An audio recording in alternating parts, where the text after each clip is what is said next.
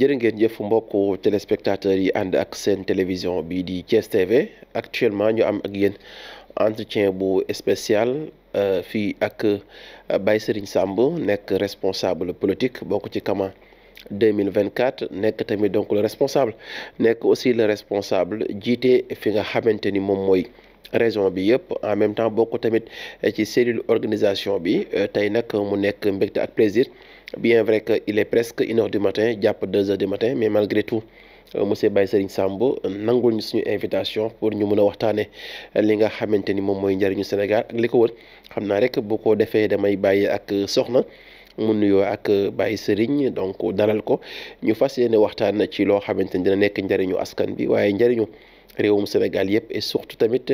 fii ci diwaanu Thiès. Alors merci à vous monsieur Baye Serigne Samb xanaa rek di la bàyyi rek nga nuyu ak ñi nga xamante ne ñooy safoo Thiès télévision wu Thiès TV. Merci beaucoup asalaamaaleykum maa ngi leen di nuyu waa Thiès TV di nuyu Thiès waay ñi seetaan di nuyu sénégalais yi ñi seetaan di leen dalal jàmm Baye Serigne coordonnateur u PCS Jëngu Tabax à Thiès membre du directoire national. Kama 2024. Alors, monsieur Baye Serigne, pourquoi le choix de Boubacar Kama? Si, ci question bi, le choix de Boubacar Camara yomb na parce que on sait pertinemment que Boubacar Camara nekk na koo xam ni dafa am jaar-jaar Boubacar Camara nekk na koo xam ni wone na parcours bu extraordinaire ci Sénégal. Man bi ma dajeen moom waxtaan ak moom daf ma convaincre ci saase de par sa pertinence de par ses exploits li mu def Sénégal yëpp waroon mën a toog defi leneen mu ne day ñëw servir son pays xam nga koo xam ni ci agent breveté nga duggee douane dem ba jiite ko koo xam ni da nga am bac C bàyyi ko fa dem armée juste parce que da nga bëgg a dugg marine nationale nga def concours nekk major sa promotion dem nekk marine nationale dem ba nekk expert maritime ñu ne déet nga dem def concours dugg douane dem ba nekk fa directeur général ñu ne déet nga defiwaat concours dem ba nekk inspecteur général d'État donc parcours yooyu yëpp boo ko amee am ay grade yoo xam ni ay études moo la ko jox du décret lan la nommé mais ay études moo tax nga nekk ci poste yi nga nekk nga am programme bu extraordinaire pour le Sénégal donc ñun dañ ciy gis suñu bopp ndax li ñu ñor mooy Sénégal avancé mooy dëkk bi ñu nekk avancé Sénégal avancé on a vu une personne qui est à la hauteur de toutes ces attentes. Ma dégg sànq ci say wax nga wax ci wàllum programme ma bëggoon tuuti rek nga taxaw fa wax ñu les points phares yi nga xamante ne moo nekk ci seen programme concernant et la population sénégalaise. waaw merci beaucoup xam nga tey boo waxee programme dama ciy sawar ñun dañu liggéey bu extraordinaire ci parti bi ndax ci biir parti bi dafa am collectif des cadres le collectif des cadres dañu daje pendant plus d'1 an di liggéey. Le président Boubacar bind benn livre bu ñuy wax construire le Sénégal du futur c'est un livre programme dans ce livre il a mis toutes les orientations qu'il faut pour développer le pays secteur yëpp bàyyiwul dara mu jox ko collectif des cadres càmbarloo ñu ko ñu challenge ko jël ko xool li mu bind xool li ci baax xool li nga xam dañu xalaat ni baaxul ñu wax ko xool lu manqué ñu dolli ko bi ñu ko defee ba pare delloo liggéey bi collectif des cadres ñu dajale lépp yóbbu ko daje Radisson invité plus de 200 experts toog challenge programme bi bu nekk présenter programme bi je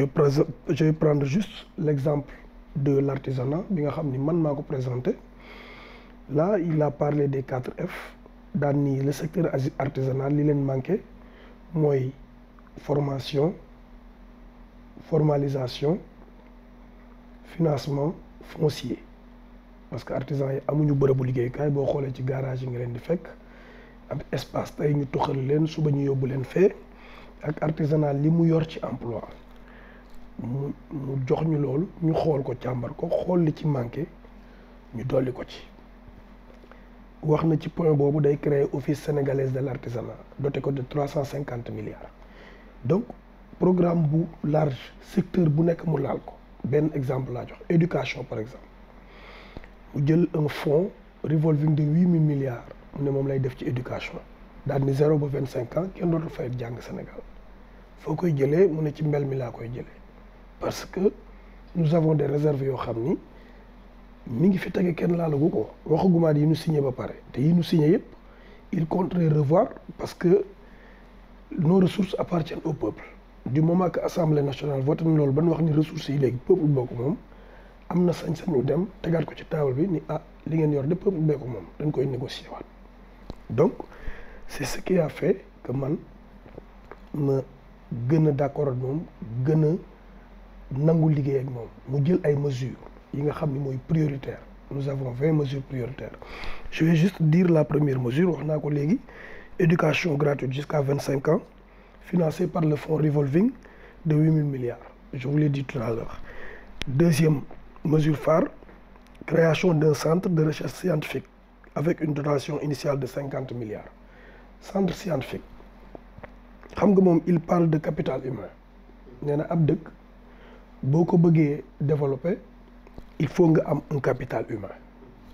mooy nga jël doomu adama yi def ci ñoom xam-xam. Sénégal dafa bëri xale yu xarañ yu am xam-xam. mais après on les laisse partir comme ça ñu toll université dem wala ñu toll benn niveau après du ñu mën a am suivi et tout mu ne day créer benn centre de recherche scientifique nga xam ni xale yi nga xam dañoo xarañ fa lañ leen yóbbu def fa xaalis bu doy pour tàggat ñooñu ëllëg ñoom ñooy téye ji Sénégal. donc troisième point il a parlé de l'éducation obligatoire jusqu'à 16 ans c'est-à-dire ku fi juddoo ku ne même dans les daara tu as l'obligation d'étude kooku dañ koy wax assemblée nationale adopté ko mu doon loo xam ni dootul deñ comme taalibe yi taxaw nekk ci daara yi du waruñu jàng et tout loolu dafay jógee. quatrième point bi gën a doy waar mooy le minimum droit au minimum de revenu à partir de 17 ans supporté par un fonds de solidarité mbel tiré des ressources naturelles. on a l'or, le pétrole, le gaz, zircon, phosphate, l'argile, tout ça c'est des ressources yoo xam ni mën nañ fa génnee xaalis. mu ne doomu sénégalais bu amati 17 ans comme en France comme aux États-Unis boo liggéeyul chaque mois am na xaalis bu ñu lay yónnee sa compte nga koy dundee donc lu mu dee dinañ jël benn somme def ko ci sa gafaka nga xam ni tu auras plus de problème pour peut-être aller en bibliothèque connexion yenn yu sew yi nga xam ni jàngkat bi étudiant bi moom la soxla dinañ la jox loo xam ne doo ci sonal say parents et tout te ressources naturelles yi mën na ko joxe donc. Le rattrapage médical en 5 ans avec une inscription budgétaire de 1000 milliards de francs CFA par an 5000 milliards lay def ci santé bi il faut former des médecins un peu partout au Sénégal da nga xam ni dootoo am carence su médecin parce que boo seetloo fii des fois dañ lay jox rendez-vous suba wala médecin bi day clinique bari la nekk tey suba donc on sait que la santé a des problèmes mu wax ci. Sixième mesure, la transformation des produits agricoles de l'élevage et de la pêche ku ne xam na ni produit yi ni muy yàqoo nga xam ni der bi dañ koy jël gars yi yóbbu ko Europe buñ koy lim duñ fi jóge parce que lii dañ ko simplifier jël 25 mesures yi nga xam ni mooy priorité pour Kama nga xam ni buñ ko joxee réew mi ci loolu lay songu directement. Prix du kilo d'arachide à 500 francs xam nga arachide depuis année 90 le prix du kilo d'arachide est à 285 francs mu ne nañ ko yóbbu 500 parce que xale yi daan toog di bay bu fekkee bu nu bayee lan doon jënde ba nu juddoo ba am 25 ans moom lañ koy jënde ba léegi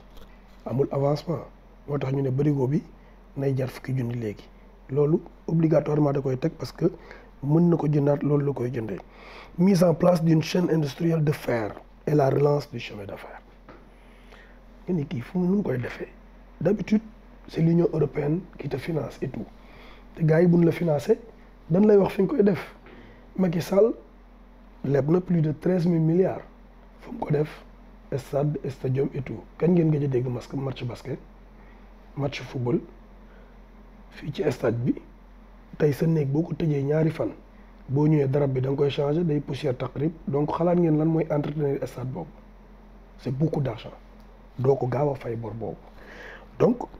moom mu ñëw daal di wax ni carrément réseau chemin de fer parce que le Falémé dafa am fer bu fa nekk bu dul jeex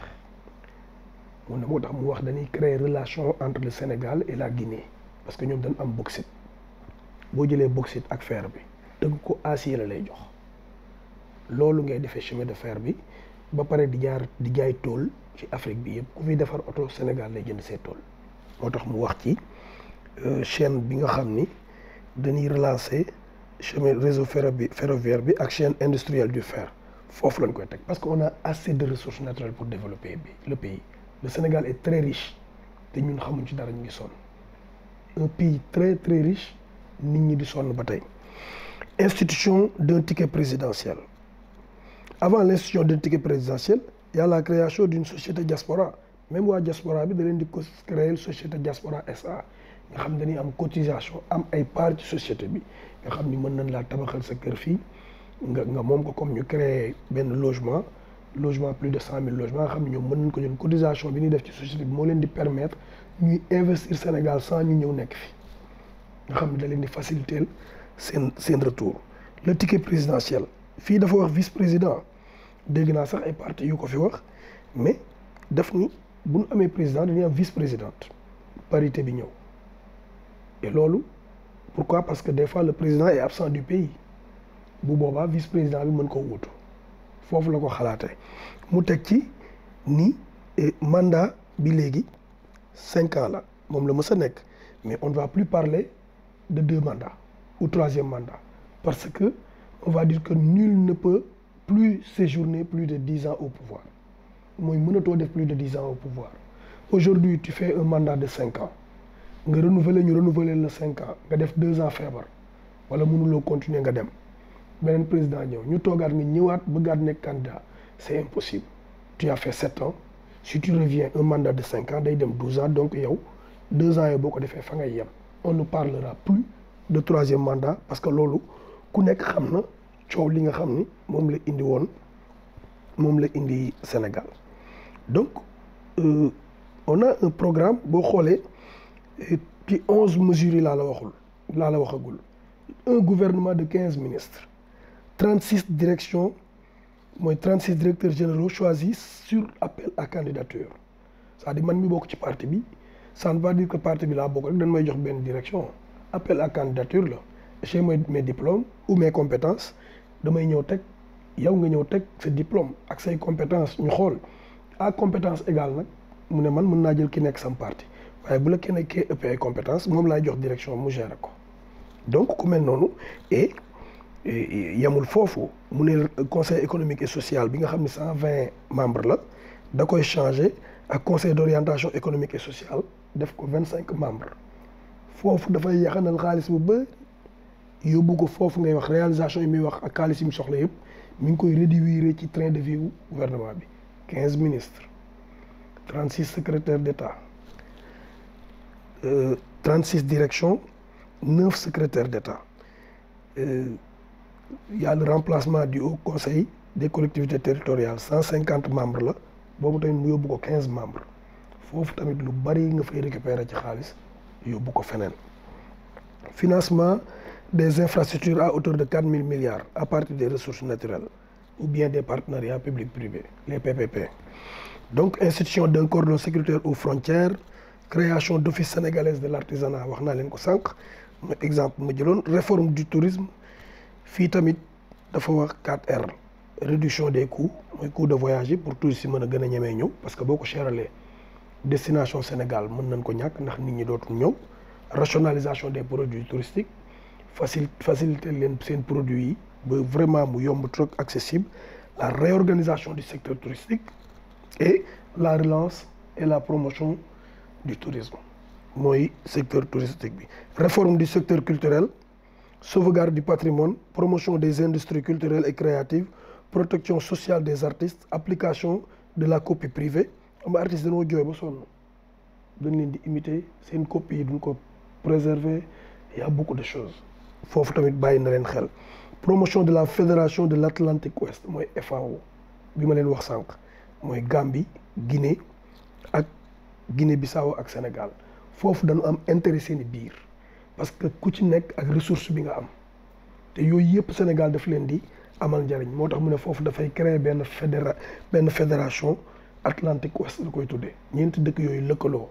bu jaree raay leen neexal leen sax da nga koy def parce que da nga leen a soxla ñoom dañ lay soxla am nga pétrole am nga gaz am nga or am nga zircon am nga feeru Falémé bi mais ñoom dañ am bauxite benn dëkk ci ñoom am na bauxite kooku da nga koy soxla échange ngeen di def te xaalis du génn nga développer sa dëkk créer industrie créer des emplois donc là il y a résoudre définitivement la souffrance des femmes et des jeunes filles en augmentant les infrastructures sanitaires et développer l'alphabétisation de rattrapage pour les femmes et en renforçant la scolarisation des jeunes filles donc bàyyi na jigéen ñi xel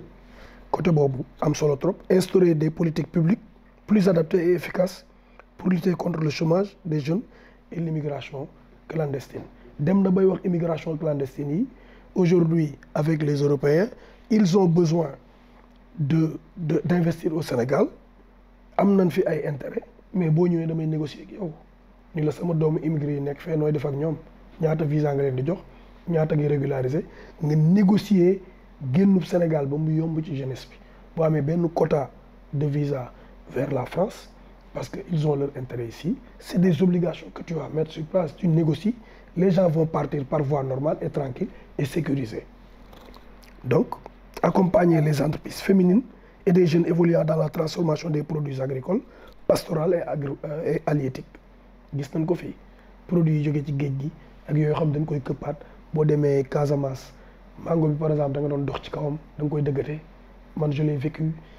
et tey pourquoi mënuñoo def industrie de transformation yi nga xam ne produits yi dañ koy exporter tout ça c'est possible.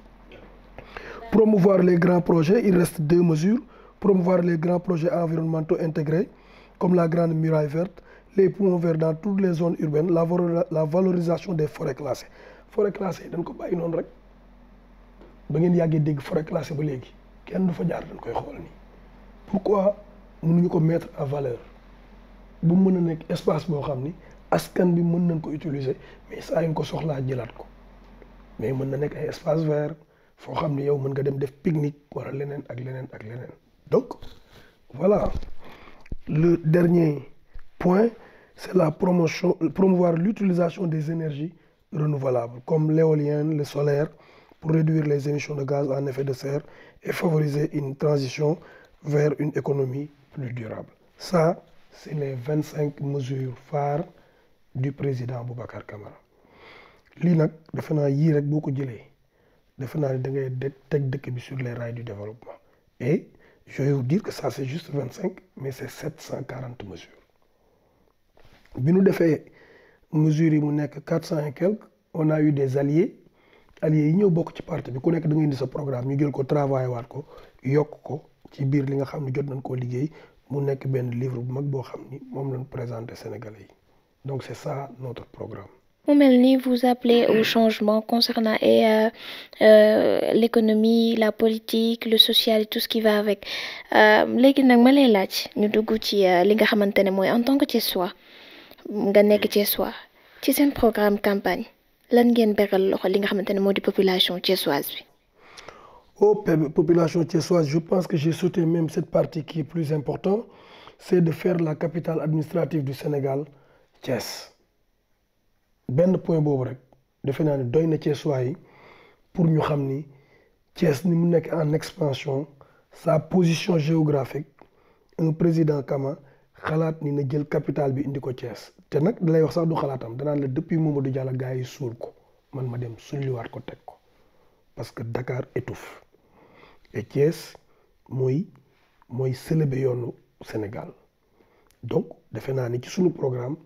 man bu may waxat Thiessois yi dama naan leen benn boobu doy na parce que xam naa ban impact la capitale administrative di def bés buñ ko indee fii Thiès donc loolu la ñuy wax ak ñoom tout en sachant que y a 25 mesures prioritaires yoo xam dañ leen koy wax c'est une ville boo xam ni artistique c'est une ville boo xam ni les artisans sont là fii ba ngaay ñooy defar dàll yi et tout boo demee village artisanat ceinture yi gën a baax ci dëkk bi ñoom ñoo koy defar alors que nous avons des ceintures yoo xam ni c'est important on leur parle de l'Office sénégalais de l'artisanat bu ñu créé Office sénégalais de l'artisanat teg ko fi wutal leen foncier ñu am espace nga financer leen fexe ba nu nekk ñu gën leen a former ñu dem ci nouvelle technologie yi liggéeyee ci innovation yu bees yi defe naa ni ñooñu dinañ créer emploi yu bari ba pare mën di exporter seen produits vers d'autres horizons. Alors pourquoi le nom de la masse silencieuse concernant votre coalition? Pourquoi? Le nom, la masse silencieuse concernant votre coalition. Vous travaillez en silence, vous... Oh, oui, la masse silencieuse, mais c'est normal. On travaille en silence, on ne travaille pas en silence. Parce que xam nga adduna bi fi mu toll la adduna bi bu njëkk dañ daan buub nit ñi dajale leen benn place wax li ngay wax ñu dem ñuy dem ak a ñëw mais tey xam nga ni boo defee benn vidéo bu ndaw mu dem Amérique nit ñi seen kër yi la ñuy toog di seetaan. Aujourd'hui télé bu njëkk da nga daan taal jàpp benn ligne mais léegi da ngay connecté connexion nga soxla pour dem fu la neex seetaan lu la neex mën nga ubbi sa benn télé toog sa kër léegi donc masse silencieuse boobu c'est tout à fait normal parce que ça existe. C'est des gens qui sont dans les maisons, qui ne parlent pas, qui ne sont pas dans les meetings, qui suivent les candidats, qui sont des intellectuels, et c'est eux qui vont voter. C'est eux qui vont voter. Donc, nous, on fait nos porte-à-porte, on va vers ces gens-là, on les explique, on les fait comprendre que lii la am na ñoo xam avant ngay ñëw ci ñoom ils te font comprendre que kii jarul ngeen ñu koy wax on le connaît très bien. Moi, j'ai été ému à voir des gens qui réagissent. ñu lay wax carrément kii moom xam nañ ko kii mooy nangam kii mooy wax nangam kii bopp bi dafa fees loolu lan lay wax donc tu as le droit d'avoir confiance et lui-même a confiance et nous avons confiance en notre personne. On a le meilleur programme, on a le meilleur profil, qui n'a jamais eu de poste politique, qui a fait beaucoup de choses dans ce pays, de soldat deuxième classe à inspecteur général d'État. Bac C, tu vas entrer dans l'armée, commandant marine nationale, expert maritime, secrétaire général du ministère de l'énergie, des transports aériens, de la coopération internationale, PCA Sococim, PCA Sénégal Airlines, directeur général des douanes adjoint du Bénin, professeur de droit, avocat au barreau de Paris, et j'en passe. Fondateur d'école de formation, il en a trop fait. Donc il n'a pas d'égal parmi les candidats. Et les intellectuels le savent très bien. Les intellectuels regardent maintenant les profils avant d'élire. C'est pourquoi, dans ces élections-là, on peut avoir des surprises. Et je vais même dire que nit ñi dañ ko war a voter dañ ko war a jox dëkk bi parce que Dakar ni mu mel Dakar étouffe. Ils ont beau faire des routes, des autoroutes, mais si tu quittes ici, arrivé à Pikine, tu vas ramper pendant 2 heures de temps. À Dakar, ceux qui travaillent dans le centre-ville, ils quittent leur bureau à 17 heures pour arriver chez eux à 21 heures ou à 20 heures et ça ne leur dérange pas. Et c'est grave. Donc Boubacar Kama fait partie des profils politiques yi nga xamante ne ñoom dañuy préférer mettre en avant yeneen gox yi maanaam par exemple mu bañ a doon Dakar kese parce que dañuy gis ni que ñu bari dañuy jël seen lépp centré ko ci li nga xamante ne moo di Dakar kese. Oh moi je ne pense pas hein. Je sais que Dakar c'est la capitale li mu gis mooy Dakar bu njëkk dafa amoon espace yoo xam dafa am ndox après sécheresse ñëw foofu ñàkk ndox. Gars yi dagg ko comme ils veulent dëkke ko nu leen neex moom il a dit que aujourd'hui pour nga dimbali Dakar waaye dimbali gars yi seen dëkkuwaay il faut oser jële leen fi nu nekk parce que sécheresse boobu dafa dem ndox mi ñëwaat map bi ñëw saa yu tawee day inondé waat parce que nappe bi du naan parce que day fekk mu màndi donc c'est un problème maintenant ñooñu da nga leen war a génne aujourd'hui tu amènes la capitale à Thiès tu construis plus de 300 000 logements. Quelqu'un qui habite Dakar, qui paye 200 000 de location, nga indi ko Thiès, jox ko logement bu muy fay 50 000, combien il économise? 150 000. Nga defar train bi ba bu génnee dem ba ci place train bi jël train bi dugg Dakar liggéey wàccaat il économise 100 000 francs mais il vient habiter à Thiès. Il vient habiter à Thiès. Tu désengorges Dakar, Dakar respire, c'est la capitale économique. Thiès ville administrative dotée de Mbour, la région olympique, une ville olympique, et là, j'en passe. loolu Sénégal day am ouverture day dem donc du dafa opté pour indi ko Thiès rek mais dafa xam ni lii mooy ubbi Sénégal lii mooy développer Sénégal loolu am lecture la voilà. Alors donc on peut dire que vous appelez au changement de tout et de tout le monde. Le changement de cap. Nous, notre slogan, c'est Djengou. Dans notre slogan, on parle de changement de cap. Il faut nous dire que stade bi ñu nekkoon dem ci beneen stade. C'est pas un politicien, c'est un administrateur qui a occupé beaucoup de postes au Sénégal, qui a compris ce qui se passe, qui a de l'expérience, qui veut changer. Et il le fait avec des gens qui sont à sa hauteur. Alors je vais donner la parole à monsieur Sylla pour qu'il puisse rebondir sur d'autres plans. D'accord monsieur Baye Serigne Samb dégg nañ sa développement ci secteur yu bari donc par rapport ak seen programme duñ ci ñëwaat di ci détaillé mais juste tamit donc am na lu amoon tuuti jiixi jeexa par rapport ak les Thiessois parce que donc ci wàllu diaspora bi bien vrai que boo ci waxee dinañ ci bàyyi xel parce que donc yaa nga immigré nekkoon réew ma et en même temps aussi mën nañu yaay premier sénégalais au niveau de Thiès fi njëkk a créer entreprise bi yëngu ci wàllu restauration parce que addi ci ginnaaw li ëppoon donc c'est des étrangers ñoo fi nekkoon ça me rappelle très bien que à partir du 0 heure donc boo demoon ci espace yi même suñu ubbee sax boo bëggee hamburger dañ neex wàcc nga donc Samsa moo fi njëkk a ñëw créer entreprise boobu donc muy jaay 24 heures sur 24 mais ñu xaw ñu jaaxal que la plupart des chefs d'entreprise que dañuy préférer dem vers état parce que donc par rapport ak seen activité donc bu ñu contrer état ça pose problème surtout ci côté fiscalité est-ce que seen programme yéen a ngi bàyyi xel Sénégal nan la ñuy def ba mën a am aussi recouvrement fiscalité boo xam ne au moins que dina am jeexital par rapport ak sénégalais yi muy benn mi tamit ci wàllu artisan yaa ngi koy wax donc xam nañ secteur boo maîtriser la de passage sa waajur di ci liggéey ou pas mais ñu gis ni Thiès que ñu ci ëpp dañu nekk ci secteur informel Thiès bu ñuy xool ñi fi nekk ay fonctionnaires ou bien ay cadres ou bien ñuy liggéey ci administration bi matuñu 10% ñi des ñëpp donc c'est des ouvriers moo xam ci artisans yi la ñu bokk est-ce que donc tey mécanique yi nga xam ni jàpp ngeen ni mooy yi gën parce que tey boo ma waxee aussi que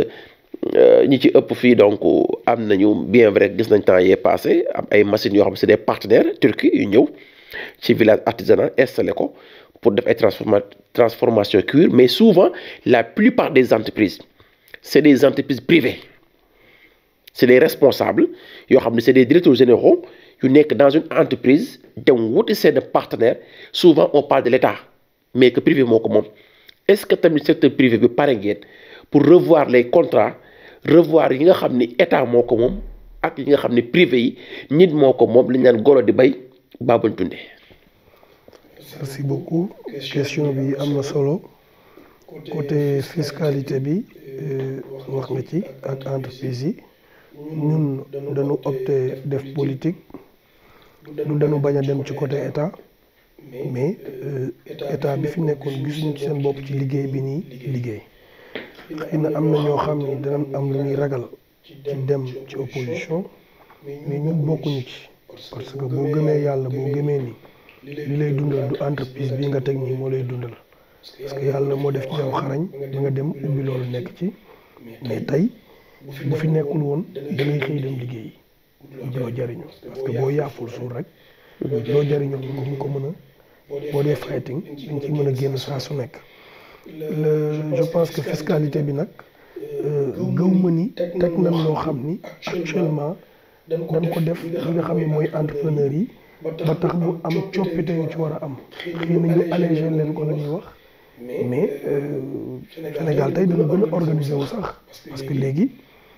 dañ lay topp boo amee ay facture ci état bi sax boo amul quitus fiscal duñ la fay boo defee sa service liggéey ba pare boo nekkul en règle ak les impôts duñ la fay ils sont très tolérants des fois c'est un peu dur mais des fois vraiment ils tolèrent ils te donnent le temps nga fay nga def lépp donc man gisuma bu ñu demee ba ci biir avec peut-être le président Kama on va voir ça inquiétude yi nga ci am mais ñun à notre niveau yu bari dañu doon wax mënoo di liggéey ci lii dem di politique wala nangam mais loolu dafa war a dañ parce que yor sa entreprise di làqatu ci ginnaaw état pour gagner ay marché toujours et tout ba doo yow mën a wax sa point de vue par rapport à la situation du pays moi je ne suis pas comme ça et je ne marche pas comme ça. En ce qui concerne l'artisanat tu as parfaitement raison parce que di nga gis ci biir artisanat ku indi benn projet nangam fekk benn privé la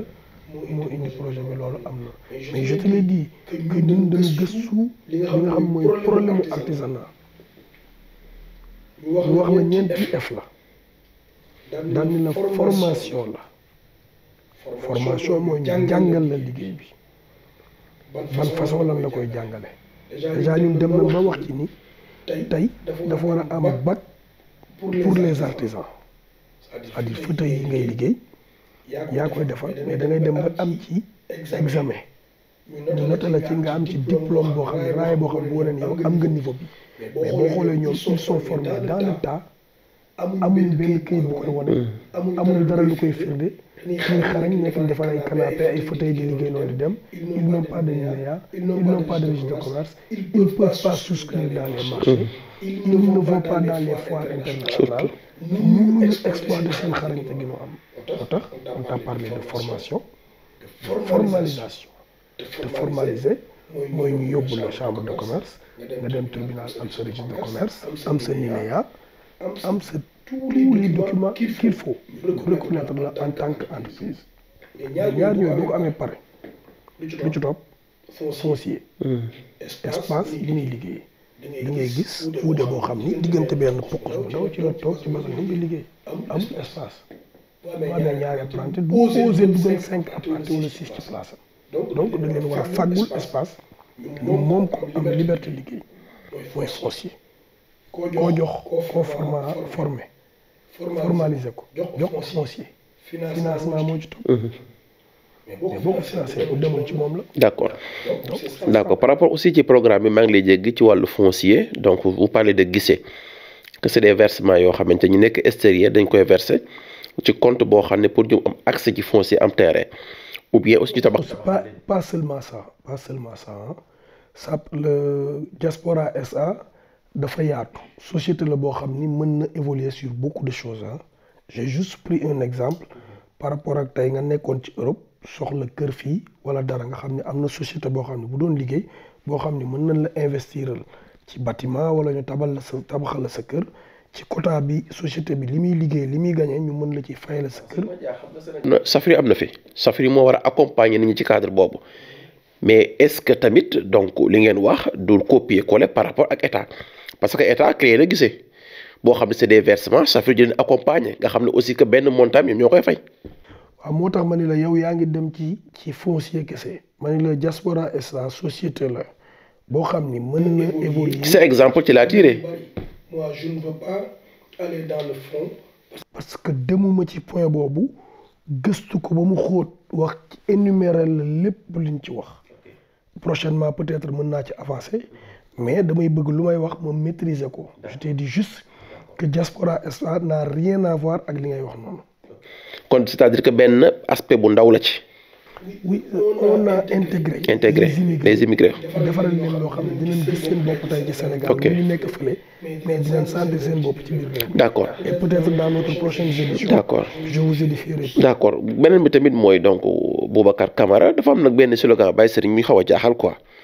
parce que souvent yéen seen discours li ëpp da ngeen naan Boubacar Camara parmi les candidats mooy ci ëpp xam-xam. ci candidat yi or que les autres candidats kenn ku ne am nga programme kenn ku ne aussi def nga résultat kenn ku ne jëf nga mais moom malgré tout aussi que la plupart de ses responsabilités nag si on parle sérieusement ne lu mu defee Sénégal.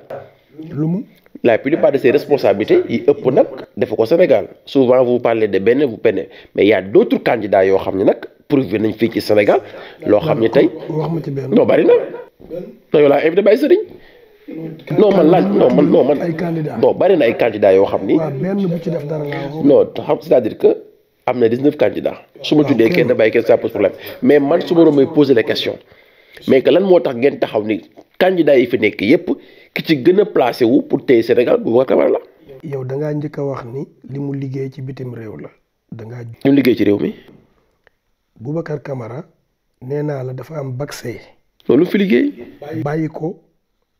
Boubacar moo doon directeur général des douanes 2000 ba 2000. fan. def fi plus de directeur général des douanes. bu fan Sénégal bu fan. Sénégal lu fi jëf. le système gaynde bi ñuy dédouané tey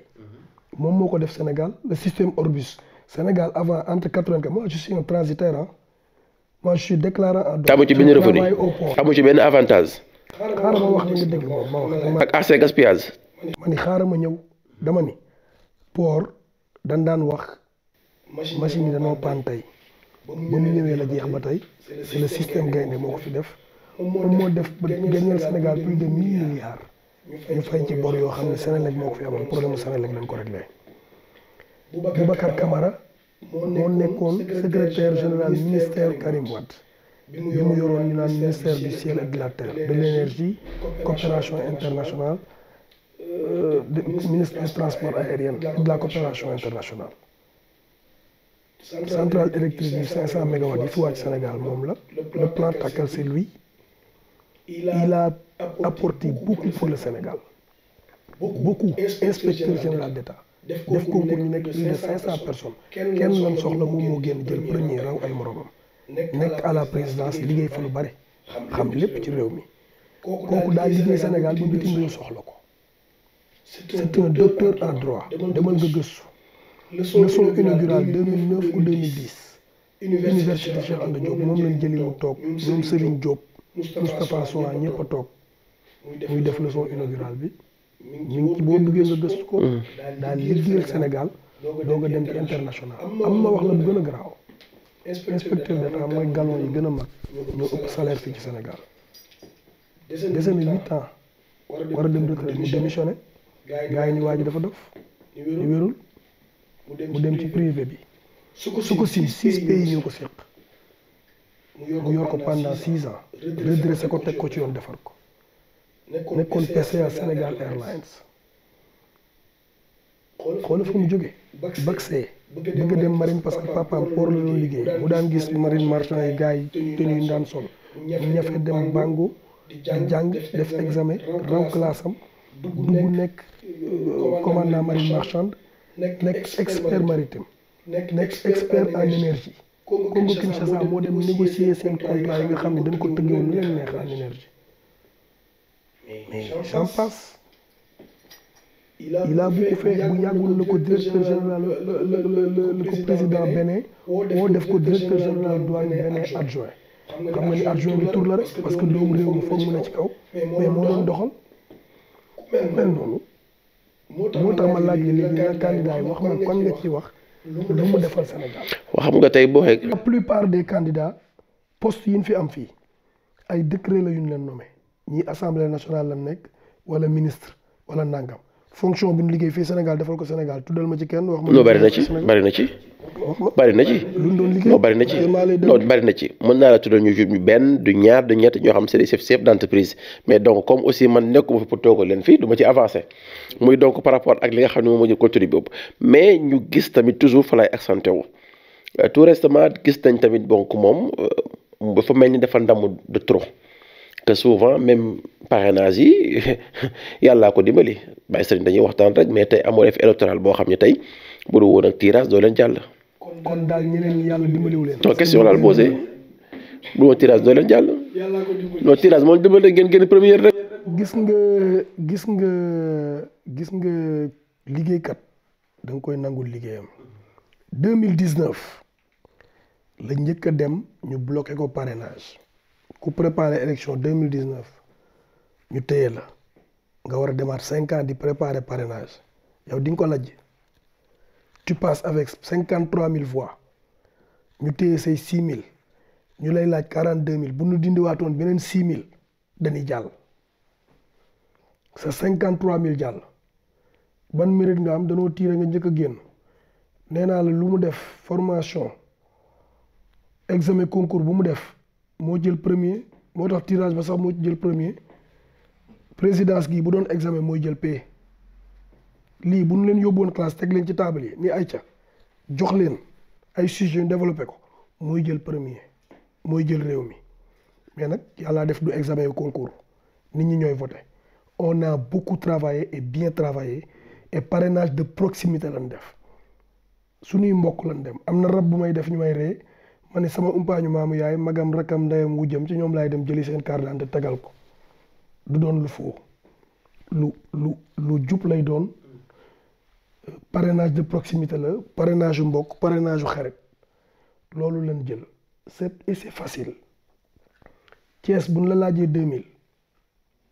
mais 100 personnes bu la kenn indi les 20 parrainages am nga 2000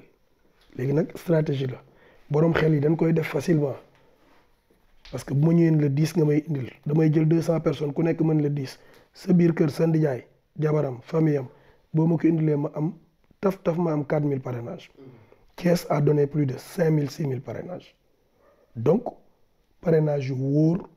la ñu am. Alors, je vais juste vous poser une dernière question. Nous sommes presque au dernier virage élection.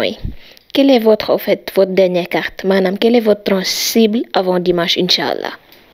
Oh, bon, nous on cible tout le monde. On cible le plus les intellectuels, les personnes aguerries. Nous savons vraiment waynan ñi ci kër yi ñoom la ñuy waxal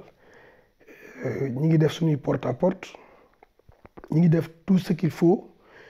pour atteindre notre objectif. On a beaucoup travaillé auparavant. Yo xamni amul folklore djogul, mais je sais que de par tapage bu ndaw bi ma def retour bi ma am daf ma gëna jox confiance.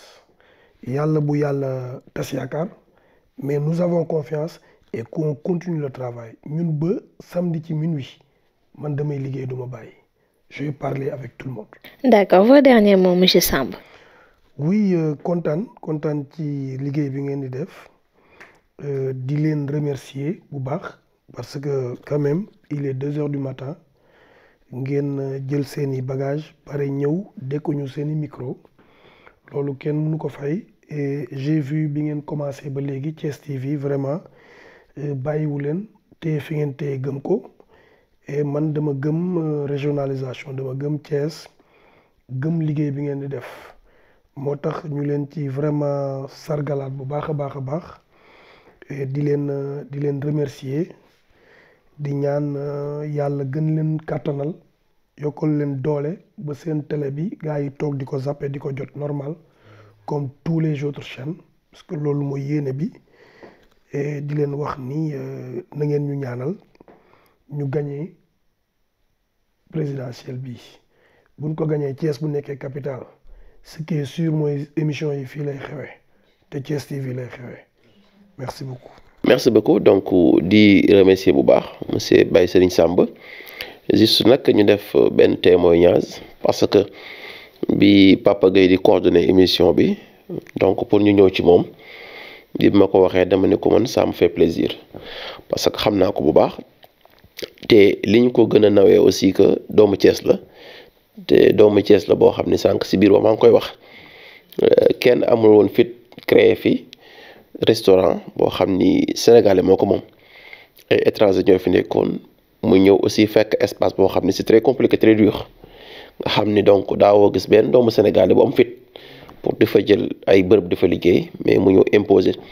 et en même temps aussi ndaw yi bari ma accompagner leen ak artistes yu bari ci milieu audiovisuel tamit mu def ci lu bari bari. Parce que malgré tout aussi créé na benn contenu local boo xam ni tey Sams TV dootuñ ko jël di ko limiter au niveau de Thiès mais c'est au niveau international jël ay jeunes yoo xam ne dañu jàng am seen formation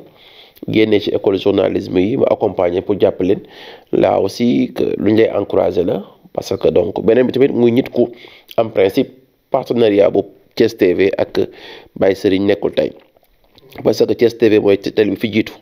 chaque at donc moom mu njëkk a xalaat daara yi ak taalibe yi ndax bu njëkk arbre de Noël su daan ñëw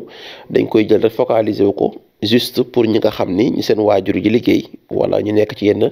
garderie d'enfants mais moom dañu aussi que taalibe yi ak ñi seen parents yi amul doole dañu bokk ci askan bi kon c'est normal aussi ñu s'organiser ay arbre de Noël jox leen ay cadeaux moom moo ko doon def donc loolu aussi muy lu am solo Thiès TV da nga ko diffuser en direct te yooyu yëpp danaa ñëw aussi signé ak ñu accord au-delà de lii tamit donc frère la parce que donc ñun Sams la ñuy añee bu ñu liggéey ba wàcc ñun ñëpp fa la ñuy añee et tout mais bu ñu ñëwee tamit da ngay xam ni débat jëlee indi soxna daal jàpp naa ni sa waxtaan ak Baye Serigne neex na ma bàyyi la rek nga daal di tëj bu ko defee ñu remercier donc équipe bi ñu àndaloon yëpp Papa Gueye mi nga xam ne moo coordonné émission bi Seydou ak madame Diallo ak Rokhaya surtout Rokhaya nga xam ne démb donc peut-être moom mi ngi tëdd 5 heures du matin ci ay montage vidéo yoo xam ne c'est des vidéos très d'urgence mu liggéey ko ñu leen di encourager bu baax a baax. Alors, on était en entretien avec monsieur Samb Baye Serigne lii lañ leen indiloon nag tey ci entretien avec moom mu waxtaan ñu tamit ci li nga xamante ne ki nga xamante ne moo di Boubacar Camara wax ñu tamit ci programme am ak lépp loo xamante ne moom la fas yéenee defal fii nga xamante ne moo di Thiès xanaa rek di ko wax ne ko merci beaucoup tamit ci dalal bi lii lañ leen indiloon tey sur la Thiès TV restez fidèles au programme de la Thiès TV merci beaucoup.